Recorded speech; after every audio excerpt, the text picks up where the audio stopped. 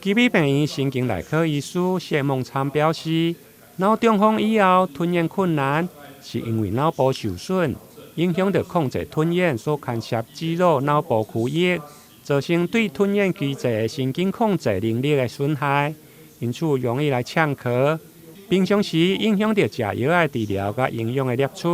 严重者容易发生吸入性的肺炎。因此，透过早期的吞咽训练甲饮食质地的调整，会用大大来改善病人吞咽困难的问题。第一个，我们会先请病人看他的状况，看他意识有没有清楚，能不能配合这个动作。那如果都可以配合，我们进到下个阶段，让他喝少量的水。我们可以让他试着吞口水，或是喝3cc 到5cc 的水，去看少量的水会不会有呛咳。那如果通过之后，我们再给他喝更多的水，50到100cc 的水分，看正常的饮水会不会呛咳。那这是第一阶段吞水的测试。那通常在吞水测试之后，我们就可以看到有一些病人他其实不适合做大量的饮水，或者说他水分需要质地调整。需要加上一些增稠剂，让它变得比较粘稠。那接下来就是下一步，就是在我们后面测试，就我们测试食物的吞咽方式。那一般标准吞咽的部分的话，也许我们可以用内视镜去看病人吞下去食物到底有没有都进到我们的食道里面去。那我们也可以用一些简单的餐食，像我们医院这边就是我们请营养科